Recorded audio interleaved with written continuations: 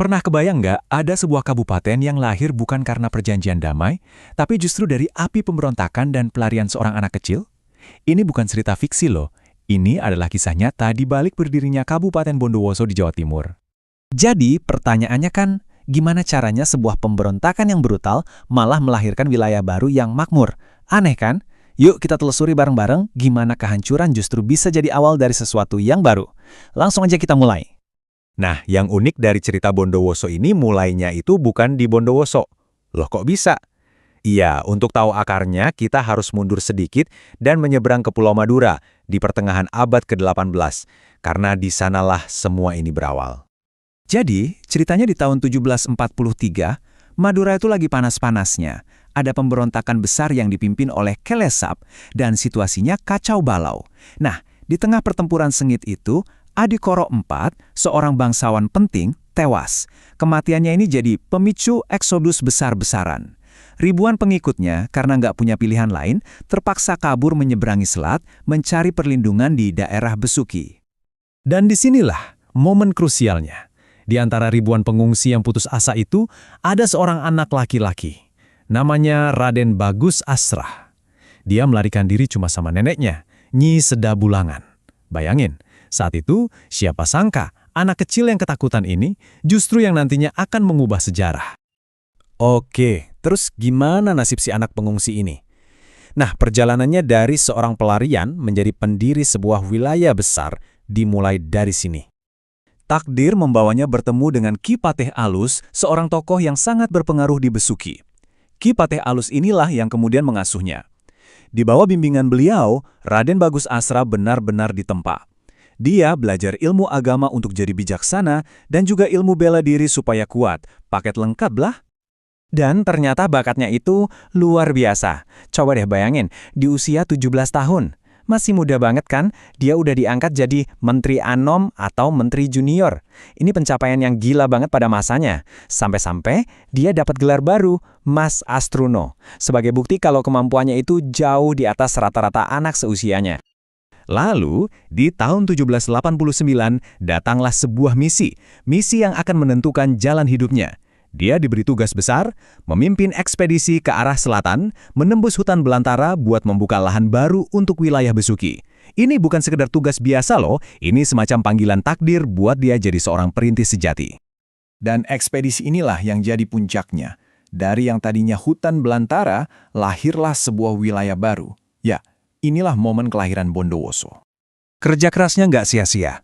Tahun 1794 dia resmi diangkat jadi Demang pertama, itu setingkat kepala distrik, di wilayah yang baru dia buka. Tapi puncaknya, momen paling bersejarahnya terjadi pada 17 Agustus 1819. Di tanggal inilah Bondowoso secara resmi dinyatakan sebagai kabupaten yang mandiri. Dan tanggal inilah yang sampai sekarang dirayakan sebagai Hari Jadi Bondowoso. Nah, sebagai penghargaan atas jasanya yang super besar itu, dia diberi gelar kehormatan Ki Ronggo. Gelar ini bukan cuma nama ya, tapi ini sebuah status yang nunjukin perannya sebagai bapak pendiri. Dia adalah pemimpin pemerintahannya hebat, sekaligus jadi panutan spiritual buat rakyatnya. Tapi mungkin Anda bertanya-tanya, apa sih rahasia suksesnya Bondowoso? Kok bisa berkembang secepat itu? Jawabannya, ternyata sederhana. Air. Yap, air. Lokasinya itu dikelilingi banyak banget sumber air tawar dan inilah kuncinya. Air ini yang mengairi sawah-sawah, menjamin makanan buat semua orang, dan dalam waktu singkat mengubah hutan belantara jadi pusat pertanian yang makmur. Tapi ceritanya belum selesai. Kisah Bondowoso ternyata jauh lebih dalam dari itu. Sekarang kita bakal coba gali misteri di balik namanya. Dan kita akan lompat jauh banget ke belakang, ribuan tahun lalu, buat nemuin jejak peradaban kuno yang udah lama terkubur di tanah Bondowoso. Yang menarik, arti nama Bondowoso itu sendiri sampai sekarang masih jadi misteri. Ada setidaknya 3 teori kuat nih. Teori pertama, dari kata Bondo yang artinya harta, dan Woso yang artinya kekuatan. Teori kedua, namanya diambil dari seorang petapa sakti legendaris, Ki Bondowoso. Atau teori ketiga, nama itu ada hubungannya sama perjalanan hidup Ki Ronggo sendiri. Mana yang benar? Sampai sekarang belum ada yang tahu pasti. Dan ini yang bikin ceritanya makin seru. Oke, siap-siap. Kalau Anda pikir cerita dari abad ke-18 itu udah kuno, kita bakal loncat lebih jauh lagi ke masa lalu. Jauh sebelum Ki Ronggo datang, tanah ini ternyata udah jadi rumah bagi sebuah peradaban kuno.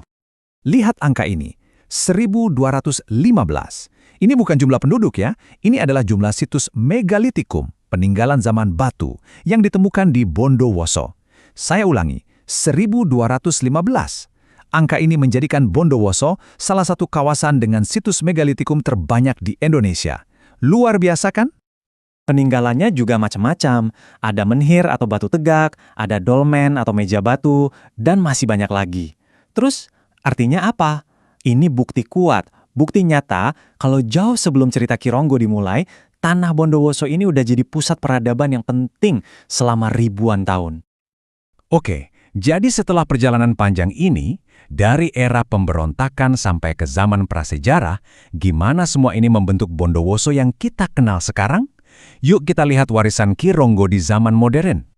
Nah inilah Bondowoso modern, sebuah kabupaten yang luasnya lebih dari 1.500 km persegi.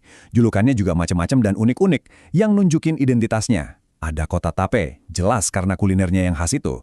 Ada bumi Ki Ronggo untuk menghormati sang pendiri. Dan ada juga bumi Sholawat Burda yang mencerminkan sisi religius warganya.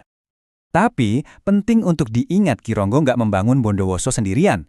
Ada satu tokoh kunci lain yang perannya sama pentingnya, yaitu Kyai Togo Ambarsari. Mereka ini kayak dua sisi mata uang yang nggak bisa dipisahkan. Ki Ronggo membangun pemerintahan dan wilayahnya, sementara Kyai Togo membangun fondasi spiritual dan keagamaan masyarakatnya. Keduanya ini yang membentuk karakter Bondowoso sampai sekarang.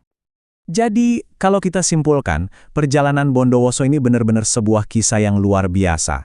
Dari seorang anak pengungsi yang lari dari perang, menjadi sebuah kabupaten yang maju dan makmur. Ini jadi bukti nyata ya, gimana visi, kepemimpinan, dan kegigihan itu bisa mengubah takdir. Dan cerita ini meninggalkan kita dengan satu pertanyaan buat direnungkan. Kisah Bondowoso ini nunjukin kalau sejarah yang keren dan luar biasa itu seringkali tersembunyi tepat di sekitar kita. Jadi, coba deh pikirin, kira-kira sejarah mengejutkan apa ya yang ada di kota atau daerah tempat tinggal Anda yang mungkin selama ini belum terungkap dan cuma nunggu buat ditemukan?